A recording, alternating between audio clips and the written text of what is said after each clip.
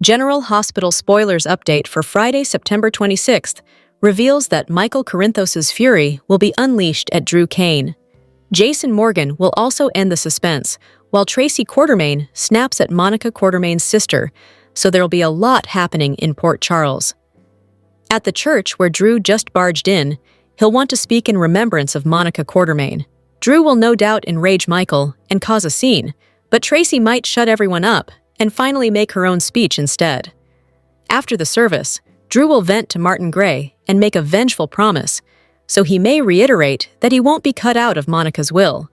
Meanwhile, the Quartermaines will continue to celebrate Monica with drinks and a toast back at the Q estate. Ned Quartermaine will take the lead as they all reflect on what a wonderful person Monica was. Over with Laura Collins, Lulu Spencer will plan to give her mom a memory refresher if she ever forgets. There may be some talk about Monica's legacy and making sure the lessons she taught live on. Other GH spoilers suggest Dante Falconeri will get a pep talk. Olivia Quartermaine may think Giovanni Gio Palmieri's presence at the funeral said a lot, and suggest it'll say even more if Gio shows up at the house. Gio will indeed gather with the Quartermaines, even if he hasn't been interested in pursuing family connections lately.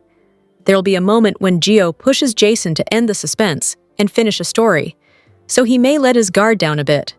Back with Tracy, she'll catch someone trespassing in the Quartermaine crypt and push for answers. Erica Slezak will make her long-awaited debut, and all signs point to her being Monica's surprise sister. There's buzz about Slezak's character being named Ronnie, so we'll see if that turns out to be true. Regardless, Tracy will get riled up and gain a new rival, especially if Monica's sis ends up scoring the Quartermaine mansion following the will reading soon. General Hospital spoilers say Tracy has plenty of stunning news headed her way, so we'll bring you updates on all the escalating drama. Hello everyone, welcome back to my channel, Messy Syrup. It's me, Abby, here. I hope everyone is having a wonderful day. Keep watching. So let's dive into today's video. General Hospital spoilers reveal that Willow Tate will meet Uncle Nathan West, so Nina Reeves's brother will pick a side when it comes to their mother-daughter feud. Nathan was killed off before Willow made her GH debut, so these two have never actually crossed paths. You can bet Nathan will be thrown for a loop when he hears the whole Nell Benson and Willow fraternal twin story. However, Nathan will no doubt be pleased that Nina finally has the chance to be a mom. That's something Nina's wanted for a long time, so Nathan may do best to help Nina make amends with Willow. Of course, Nathan will inevitably get updates on all the Drew Kane drama that's standing between Willow and Nina right now. Even Nina has become fed up with Willow's refusal to take responsibility for her actions. Drew is still controlling Willow as far as Nina's concerned, so there's plenty of conflict left between them. On top of all that, this Drew shooter investigation is adding to Nina and Willow's mess. Even so, Nathan may feel the need to help Willow and Nina come together again if he can. Willow will be shocked when she finds out Nina's beloved brother is back from the grave. Although Nina and Nathan are actually biological cousins, they were raised as siblings and definitely think of each other that way. Nathan is protective of his sister and may have a problem with the way Willow's been treating Nina. Nevertheless, Nathan might determine that Drew's the real problem here and try to convince Willow of that. Regardless, Nathan knows better than anyone how fast time can fly. Now that Nathan's missing 7 years of his life, he may embrace a seize-the-day mentality and urge Willow to accept Nina's love. Nina and Willow were already robbed of so many years before they found each other. Nathan might offer a reminder of that and push the two of them to make up. In other words, Nathan may mostly side with Nina, but he might be Team Family Unity in the end. Perhaps Nathan will urge Willow and Nina to find a path forward, where they can have a real bond again someday. General Hospital spoilers say Nathan will weigh in on Nina and Willow's issues sooner or later, so stay tuned for his reaction to all the messy mother-daughter news. General Hospital spoilers hint that Britt Westbourne may fall in Lulu Spencer's trap. Will Rocco Falconeri witness his fake mom at her worst? GH fans know Britt claims she's just as much of a mother to Rocco as Lulu is. In fact, Britt thinks she might be even more of a mom, so she certainly has no plans to back off Ben. Instead, Britt is hoping to pull Rocco closer through baby stories and anything else that he wants to find out. It's clear that Britt is brimming with confidence when it comes to getting to know Rocco and forming a deep bond. Although Britt stole the embryo that led to Rocco's existence, that certainly doesn't make him her son.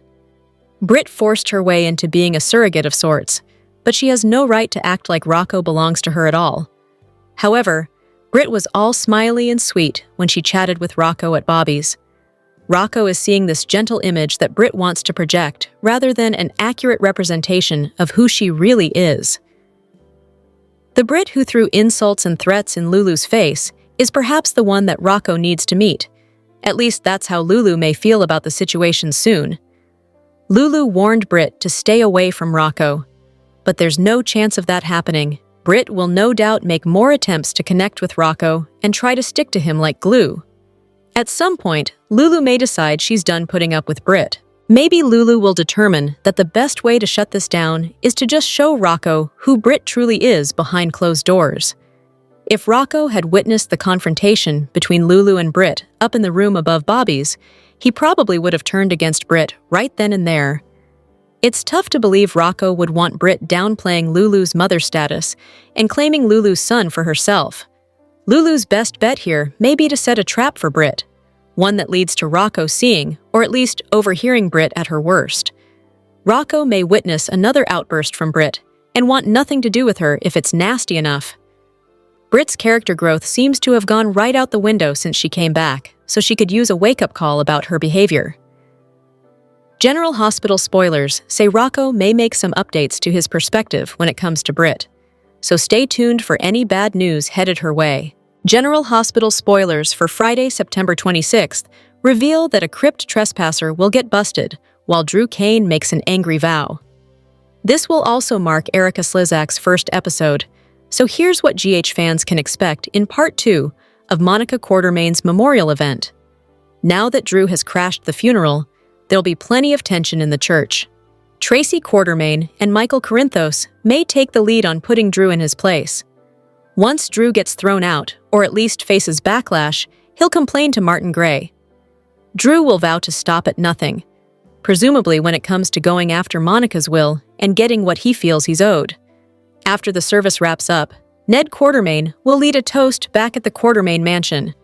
As Ned insists Monica was the best of them, everyone will raise a glass to the beloved matriarch. Over with Lulu Spencer, she'll promise to help Laura Collins to remember, whether that involves as memories of Monica or something related to Lulu and Laura's mother-daughter relationship.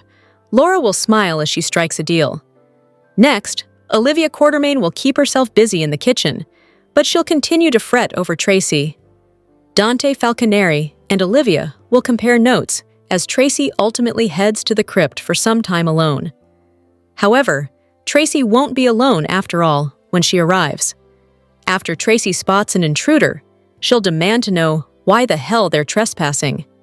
This will mark Erica Slizak's first episode, so it looks like Monica's long-lost sister is about to introduce herself and shake things up. Back inside the house, Giovanni Gio Palmieri will seemingly urge Jason Morgan not to keep everyone in suspense. Gio may put Jason on the spot after he alludes to some Monica memory, so Jason might end up telling a story from the past. General Hospital spoilers say the second portion of Monica's two-part farewell will bring some surprises, so stay tuned for updates on all the shocking sister news and fierce face-offs to come. General Hospital spoilers hint that Jack Brennan could be headed for a near-death experience. Will an almost fatal twist be what softens Carly Spencer after the truth about Jocelyn Jacks blows up? At the moment, Carly understands that Brennan sometimes has to keep secrets because of his job. That's not a big deal to Carly, but it's only because she doesn't know Brennan's hiding things about her own daughter. Carly would flip out in a big way if she knew Brennan recruited Jocelyn to the WSB and put her in harm's way. Without Britt Westbourne and Jason Morgan's help in Croatia, Jocelyn probably wouldn't have survived that mission. In other words, Brennan could have been the reason Carly had to bury another child. After losing Morgan Corinthos, Carly isn't sure she could cope with a second loss like that. Since Jocelyn remains tangled up in risky WSB drama, the danger isn't going away. There'll be plenty of other incidents where Jocelyn's forced to put her life on the line, so Carly will freak when she inevitably gets updates on all this. Carly seems poised to dump Brennan over his deception, but could there be a way to salvage this relationship? We know Brennan is on the verge of becoming a revenge target, so that could affect Carly's feelings toward him. GH spoilers say Valentine Cassadine will make a break for it after forming a surprising alliance. It sounds like Valentine will somehow score his freedom from Steinmauer, so that'll put him on a collision course with Brennan. Valentine hasn't forgotten about his quest for payback when it comes to Brennan, so you can bet that big trouble's brewing. Brennan could end up in a fight for his life by the time Valentine's through with him. It's easy to imagine Carly discovering Jocelyn's WSB status and unleashing her wrath on Brennan just before his near-death experience. Once Brennan is stuck in a hospital bed struggling to survive, Carly might get a reminder of just how much he means to her.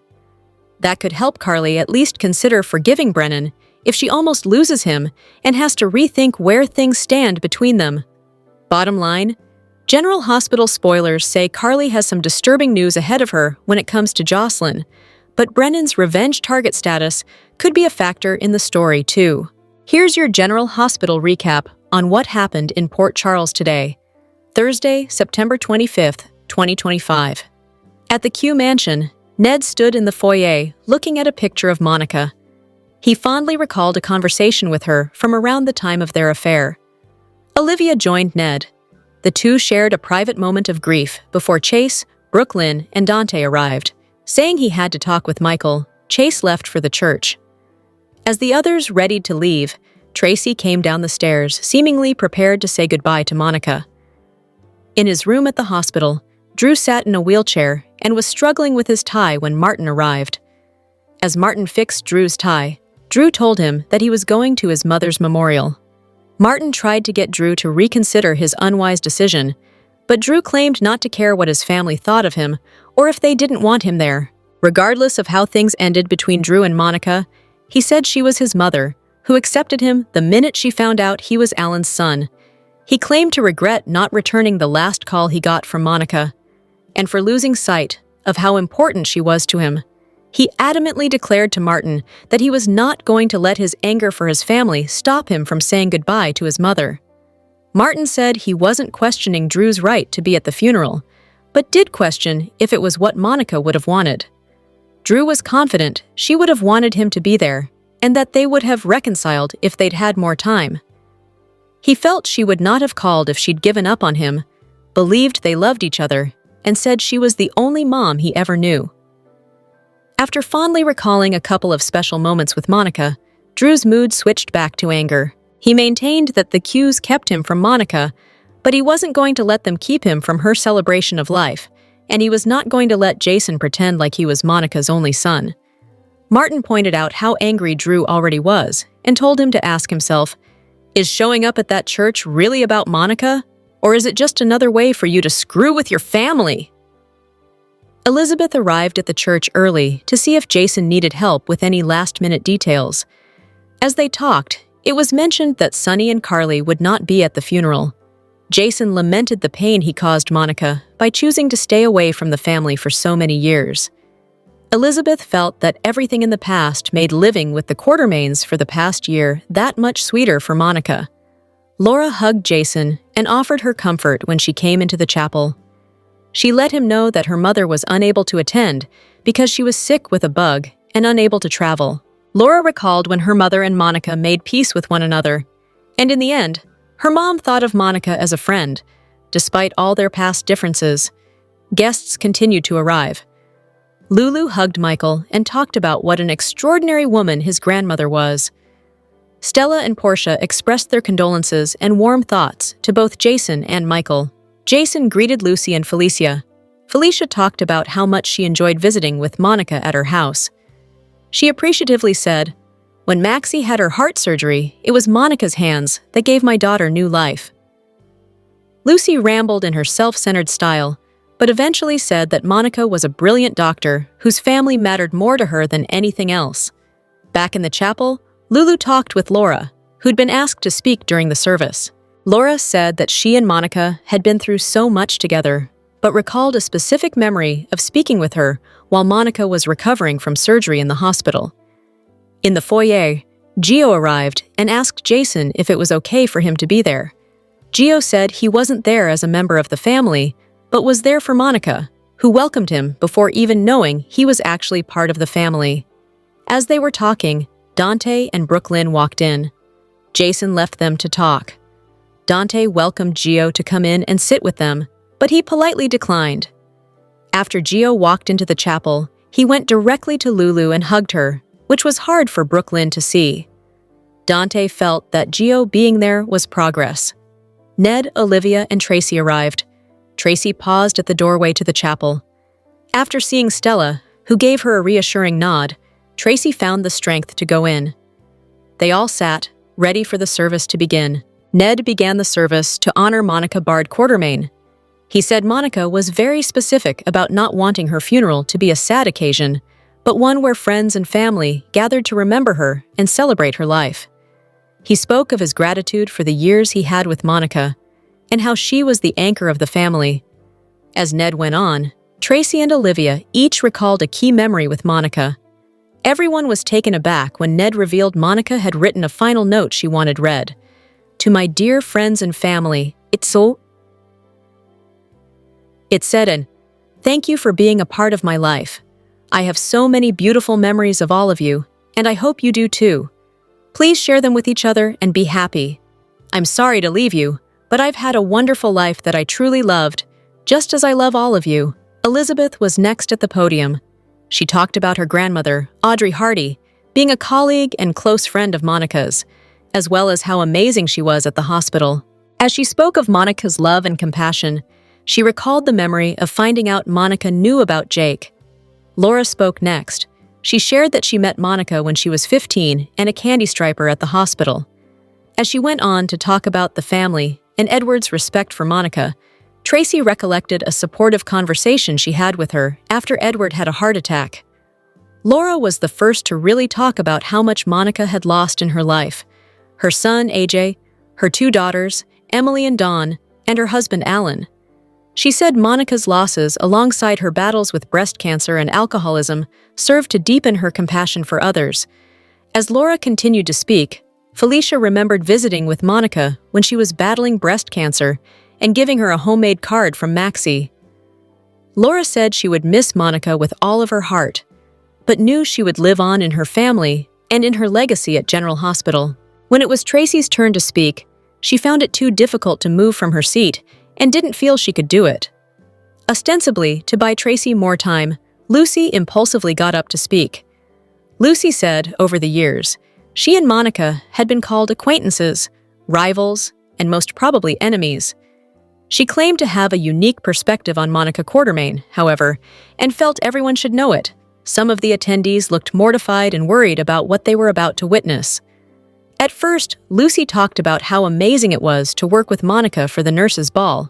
Then, she went on to talk about them fighting over Alan. She said, in the end, Monica and Alan always came back to each other because they were the loves of each other's lives. Lucy said that what they could learn from Alan and Monica was that love didn't look the same to every couple.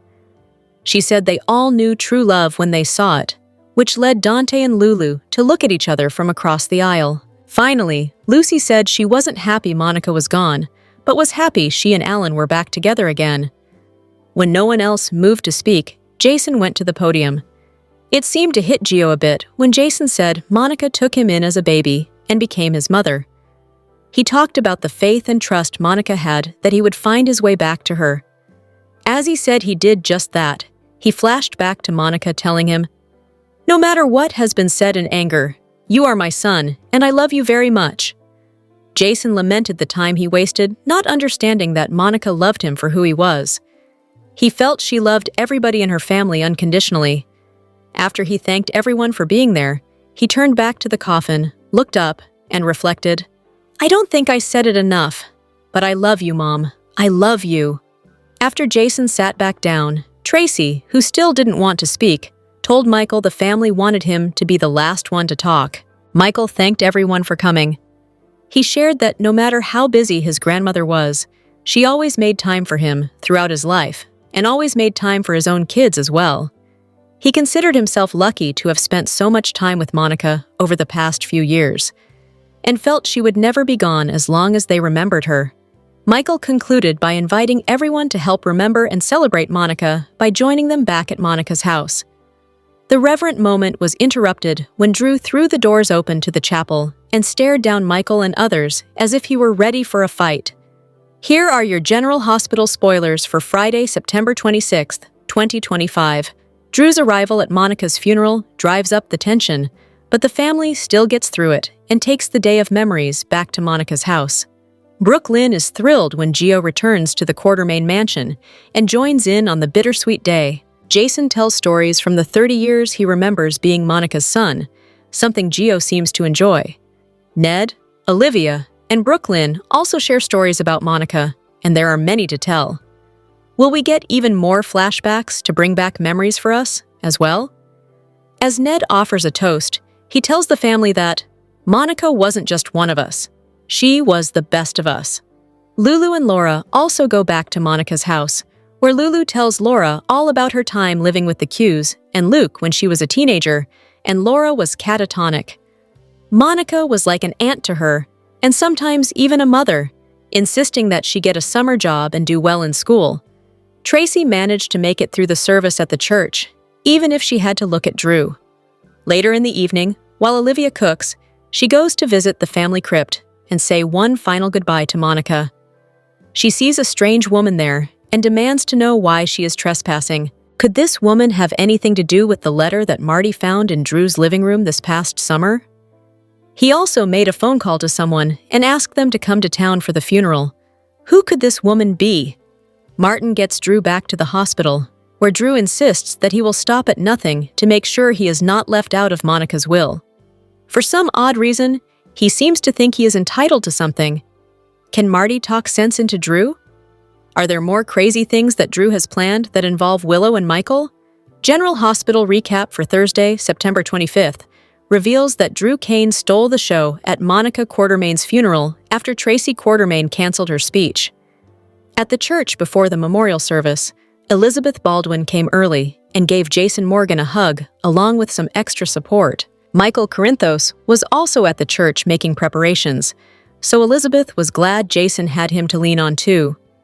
At the Quartermain mansion, Ned Quartermain, Olivia Quartermain, Brooklyn Quartermain, Harrison Chase, and Dante Falconeri were all there ahead of the funeral. After Chase exited to meet up with Michael, Ned confirmed that he had Monica's letter in his pocket. Tracy came downstairs wondering why everyone was standing around since they needed to get the ball rolling and go say their goodbyes to Monica. Back at the church, Laura Collins shared some heartfelt words with Jason, while Lulu Spencer did the same during her conversation with Michael. Stella Henry and Portia Robinson also extended their sympathy once they arrived. At GH, Martin Gray found Drew all dressed up, so Drew asked for help with his tie. Although it was too soon for Drew's release and his family didn't want him at the church, Drew was adamant about attending Monica's memorial. Drew reflected on Monica accepting him as her son and regretted not answering when she reached out recently. Now that Monica had passed on, Drew wasn't going to let his anger toward the Quartermain clan stop him from bidding his mother farewell. However, Martin questioned if Drew was really focused on Monica or just intent on messing with his family. At the church again, Lucy Coe, Felicia Scorpio, and Giovanni Gio Palmieri all showed up to pay their respects to Monica. Ned kicked off the service with a speech and eventually pulled out a letter that Monica had left for him to read. Monica didn't want this to be a sad day since she'd lived a good life full of love. Elizabeth and Laura also made speeches, but Tracy skipped the one she was supposed to make. Lucy thought maybe Tracy just needed more time to gather her courage, so she gave an impromptu speech of her own. Jason surprised everyone by speaking next, so he talked about Monica's patience when he pushed her away and what a wonderful mom she'd been. However, Tracy still couldn't bring herself to get up and speak, so she pushed Michael to go ahead and wrap the memorial up. It had been decided earlier that Michael's speech would be the last one. As Michael tried to finish off the service, Drew suddenly rolled up in his wheelchair and left Michael fuming along with the other guests. General Hospital spoilers say Drew will have some things to get off his chest, so stay tuned for updates on all the shocking news to come. General Hospital stuns as Drew Kane Quartermain rolls into Monica Quartermain's memorial, setting off shockwaves when no one wants him there. Drew seems unrecognizable these days, a far cry from the heroic Navy SEAL that we met years ago. He used to be such a great guy. So, did he just go bad for no reason? Or is there more to it? With Caesar Faison's name dropping right and left, I got to wonder if he's the one who made these awful changes in Drew happen. We're going to talk about whether Faison could have programmed Drew, whether he brainwashed him into being awful, and also when and how he might have done it.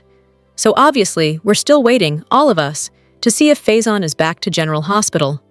But there are plenty of red flags that either he is back, or somebody who has been influenced by him or worked with him is doing some sort of twisted experiments and antics.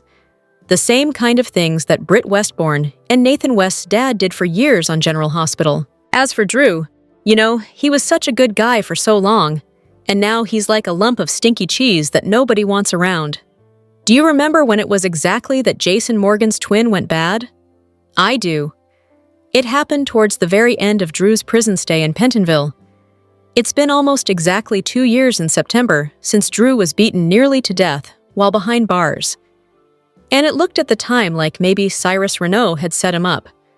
But then he actually was the one who notified the guards to save his life. So that was never 100% confirmed, and that was about 7 months after Britt supposedly died. But somebody arranged her death, and that somebody might have been her dad. So, ever since that beating, Drew changed, and he's done just this night and day personality shift for the worse. He went from being a brave Navy SEAL that Monica Quartermain and others were proud to call family to being the most hated person in Port Charles. And none of the characters really asked why Drew changed. I think that's because this is just a writing shift, and now they're like retroactively maybe going to explain it. I don't think they put a lot of thought into it when it first happened, though. That's my 2 cents. It's possible that the horrible beating he got in Pentonville resulted in some sort of untreated traumatic brain injury that caused a massive personality shift, taking Drew from hero to less than zero. Or could be something more sinister, a real plot. Like maybe Faison or another villain got their hands on Drew and twisted him into this monster. One flag that nobody's really talking about is that the house that Drew bought for him and Willow Tate is exactly the same set as the house Hank Shiloh Archer was using for Dawn of Day. I mean, if you don't remember, it's kind of interesting because Shiloh was involved in the memory mapping experiment that put Jason's memories into Drew's head years ago. So, is Drew in that house for a reason? Is that like an Easter egg for fans? Like, oh look, this is where we're going. Faison was another person involved with brainwashing and memory alterations on General Hospital. If you don't remember, really up until Drew went to prison for insider trading to protect Carly Spencer, he was great. And fans have been wondering for quite a while how Drew went from that to the sleazeball we have now. With the resurrection of 2 of Faison's 3 kids happening back to back, we got to wonder if Faison is also back on our GH screens soon. We've got Nina Reeves stunned to see Jay, that's her brother James, as she calls Nathan, back from the dead. And he's got no memory of the last 7 years. We've also heard somebody, maybe Dalton, was experimenting on Nathan. And if it is Faison who's back, and he was willing to experiment on his own son, then I've got no doubt that Faison would tamper with Drew's brain. We actually mentioned in a recent video here about the red flags hinting that Faison could be the mystery boss working with Dalton that had Britt doing that research for, especially because of the official spoiler from a writer interview that said that the Faison and Obrecht clan was just getting started. So if Faison is indeed alive after being presumed dead like Nathan and Britt, it makes me wonder if he's behind Drew's terrible transformation from good guy to gross villain. Because if you remember, Faison worked really closely with Helena Cassadine, and she once had Drew programmed to be her personal assassin. Originally, Helena wanted Jason to do her dirty work, but he had brain scarring, so the memory mapping and mind control wouldn't work on him. And then Helena found out he had this twin, and she used Drew instead. Memory mapping was also used on Anna Devane. And of course, Faison had been obsessed with her for years. Anna thought for a long time she was the mother of Faison's 3rd kid, Henrik Faison, aka Peter August. but it turned out that his mom is really Anna's wicked twin, Alex Merrick. So years later, Peter programmed Drew and was controlling him with a tarot card and some activation phrases. If you remember, Victor Cassadine was desperate to control Drew the same way, but it never worked out. So, at one point, the programming that Peter did in Drew had been deactivated or put into remission, put to sleep, something like that. But it might be that Faison was able to get to Drew while he was in General Hospital after the beating. Another scary thought with Britt and Nathan back from the dead is maybe Peter is alive too. I know a lot of fans would absolutely hate that, so it could be that Faison did dirty experiments on Drew, or maybe his son Peter is back at it, but using his dad's sicko science on the congressman. You know, Peter definitely is his father's son. So Faison may have wanted Drew to be some sort of, destructive agent of chaos to just wreak havoc on Port Charles. That sounds like something Faison would do. And if you think about it, when Drew got out of prison, that's when all this started. He was very different. He was darker. Everybody noticed it. And he's been on a downhill slide since then. Have you ever seen that old Frank Sinatra movie, The Manchurian Candidate? There was a soldier who had been brainwashed to be an assassin. There were playing cards that were triggers, just kind of a lot of similarities. And if General Hospital writers have done this plot as some sort of homage to the Manchurian Candidate, all of it would kind of make sense. It would explain why Drew was hating on Jason, even though Drew and Jason got close before the cave-in that happened in Greece. Plus, sacrificed himself to save Drew and Britt. I think Liesl Obrecht, and some others with Drew now in Congress, is definitely feeling like the stuff from that Manchurian Candidate movie.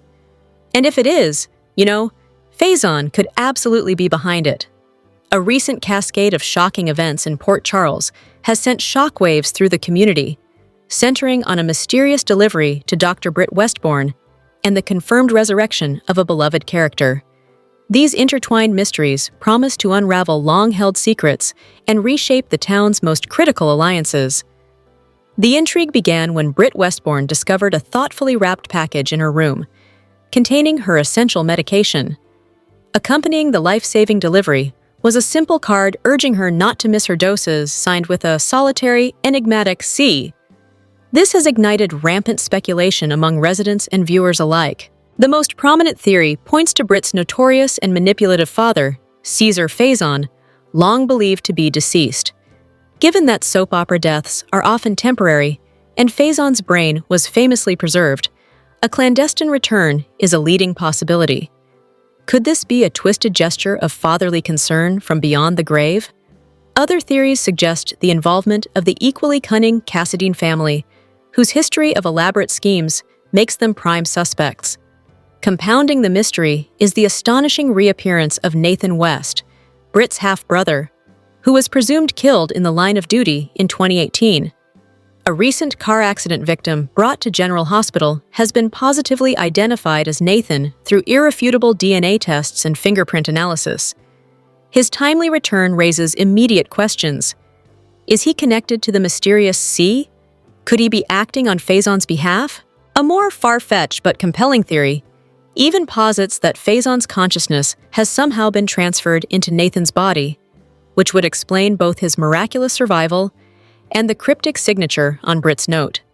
At the heart of this emotional storm lies Maxie Jones, Nathan's great love, who is currently in a life-threatening coma. Many now hope that Nathan's sudden presence could provide the emotional catalyst needed to awaken her. However, the situation is profoundly complicated by Damian Spinelli, Maxie's steadfast partner, who was on the verge of proposing marriage. Nathan's return sets the stage for a gut-wrenching love triangle. This storyline will likely be a slow burn, as actress Kirsten Storms is on an extended leave from the show, with her return not anticipated until 2026. This allows the narrative to deeply explore Nathan's difficult reintegration into a world that has moved on without him. As Anna Devane launches her own investigation into Faison's potential influence, and other Port Charles residents grapple with the fallout, one thing is certain: Nathan West's return is just the beginning of a story that will test loyalties and redefine the boundaries between life and death. General Hospital spoilers confirm what fans thought they'd never see again. the stunning return of Jonathan Jackson as Lucky Spencer.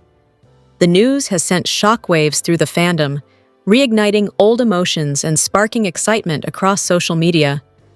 Not long ago, Jackson gave what felt like a final farewell, citing the exhausting toll of traveling between his Tennessee home and the California set. Fans mourned, believing one of Port Charles' most beloved sons had exited for good. Lucky Spencer, a legacy character tied to some of the show's deepest history, was written off once more, leaving heartbreak and unfinished stories behind. But in true soap fashion, fate had other plans. Against all odds, Jonathan Jackson is back. Not as a brief cameo, not as a nostalgic flash, but as a central player with purpose and direction. Lucky's return is a bold narrative choice, repositioning him as a key force in General Hospital's evolving canvas. His reintroduction isn't just about revisiting the past, it's about reshaping the future. Lucky will form an unlikely brotherhood with Jason Morgan and Damian Spinelli as Port Charles faces a dangerous new wave of tech-driven crime. Together, the trio offers a compelling mix: Jason's instincts and force, Spinelli's genius and quirks, and Lucky's moral compass and law enforcement background. The chemistry between them could redefine what heroism looks like in Port Charles. But the mission isn't only about taking down faceless cybervillains. The danger hits close to home. Whispers suggest Elizabeth Weber may become a target, pulled into a trap by a new mastermind. If Liz's life hangs in the balance, Jason and Lucky, two men who loved her in very different ways, will be forced to join forces. Their shared history, raw emotions, and unresolved feelings add an explosive layer to the fight. And with Spinelli providing both heart and humor, the stakes become as personal as they are perilous. For Lucky, this isn't just a mission, it's redemption. A chance to protect the woman who shaped so much of his past, and perhaps to finally make peace with everything he's lost. Meanwhile, another storyline brings a surprising emotional twist. Lucky is poised to cross paths with Gio, one of Port Charles' most intriguing new characters. Though not bound by blood, the two share a deep connection through music. Longtime fans remember Lucky's rare, soulful performances at the Nurses' Ball, and Gio, a gifted violinist silenced by trauma, mirrors a younger version of Lucky, talented, wounded, and searching for direction. As their bond grows, music becomes their bridge. Lucky picks up his guitar, Gio reclaims his violin, and together they find healing through song. What starts as quiet moments of shared artistry could build towards something extraordinary. A powerful duet at the Nurses' Ball, a performance that redefines them both. For Gio, it's a rebirth. For Lucky, it's proof he's no longer defined by loss, but by growth and second chances. The solemn atmosphere at All Saints Chapel was shattered during the memorial service for Dr. Monica Quartermain, the beloved matriarch of the Quartermain family. Just as Port Charles gathered to honor her nearly 5-decade legacy at General Hospital, a shocking revelation threatened to unravel the family she left behind. The service, led by her grieving adoptive son Jason Morgan and stepdaughter Tracy Quartermain, had been a dignified affair. Heartfelt eulogies from Ned Quartermain and Elizabeth Weber painted a picture of a dedicated physician, mother, and mentor. But as Monica's lawyer prepared to read her final will, the chapel doors burst open. A disheveled, emotional man in his 40s strode down the aisle, halting the proceedings. "Wait!" he called out, his voice echoing through the stunned silence. "I need to be here for this." Jason Morgan immediately moved to intervene, but the stranger cut him off. "My name is Henry Quartermain," he declared, his voice cracking. "And Monica was my mother." The claim was met with immediate disbelief and anger. "That's impossible!" Ned exclaimed. Jason, his protective instincts on high alert, signaled for security. But the man, Henry, was prepared. From a worn messenger bag, he produced a thick envelope containing what he claimed was proof. He presented black and white photos of a young Monica holding a baby in the early 1980s and a birth certificate for a boy born on October 15, 1982, listing Monica Bard Quartermain as the mother.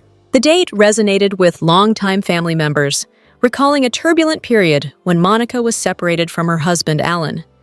Despite the evidence, skepticism, led by Brooklyn Quartermain, filled the room. Her instincts, honed by years of family drama, told her the timing was too perfect. "Why now?" Jason demanded. "Where have you been for over 40 years?" Henry explained that Monica, young and facing immense professional pressure, had given him up for adoption at 18 months. He was raised by a loving family in California, but learned the truth as a young man. He claimed he never wanted to disrupt the family Monica had built, but felt compelled to come forward upon learning of her death. The ultimate shock, however, came from Monica herself. As the lawyer hesitantly resumed reading the will, he went pale. "This is highly unusual," he stammered, "but there is indeed a provision here for one Henry Michael Harrison, described as my son, given up for adoption, but never forgotten." The will stipulated that if Henry could prove his identity via DNA, he was to receive $500,000 and a 5% stake in ELQ Industries. The news left the Quartermains reeling.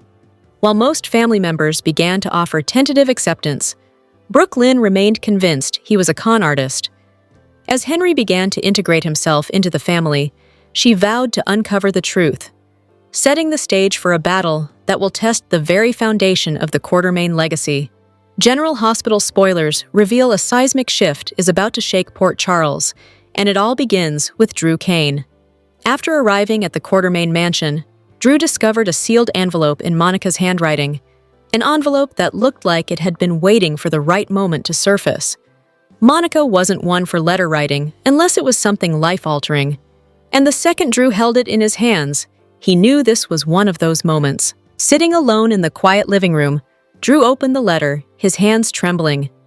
As Monica's graceful words came alive on the page, it became clear this was no ordinary message.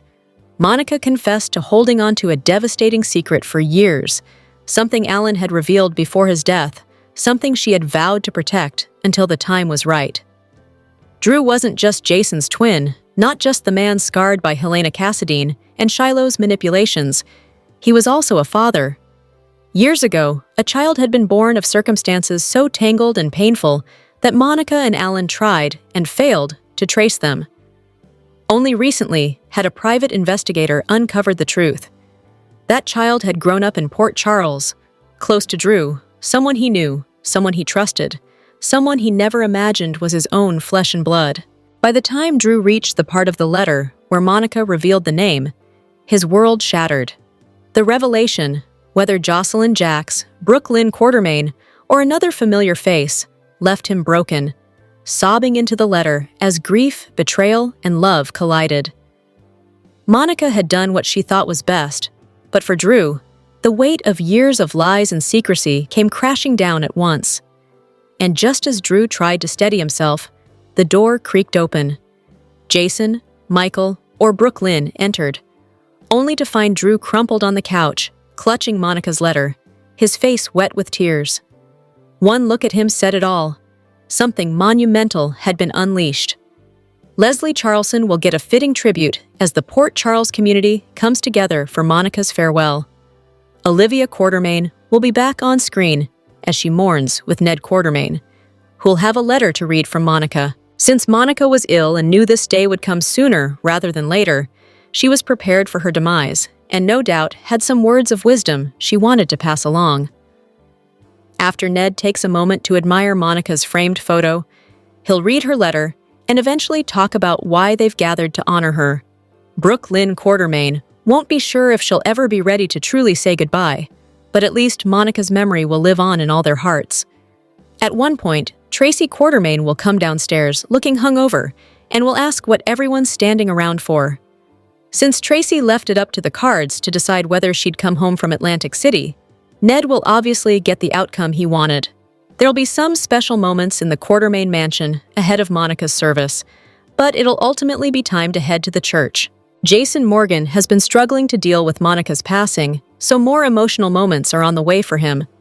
At the hospital, Drew will be dressed and ready for his release when he delivers big news. GH spoilers say Drew will insist that he's going to his mother's memorial, but will someone try to talk him out of it? Regardless, Let's hope Drew at least has the decency to avoid making a scene. Even if Drew does show up for Monica's farewell, he needs to be respectful and try to avoid stirring the pot. Drop your thoughts in the comment section below. Do you agree or disagree? Don't forget to like, subscribe, and hit the notification bell for more updates. Your opinions matter, and I will see you in the next video. Thank you.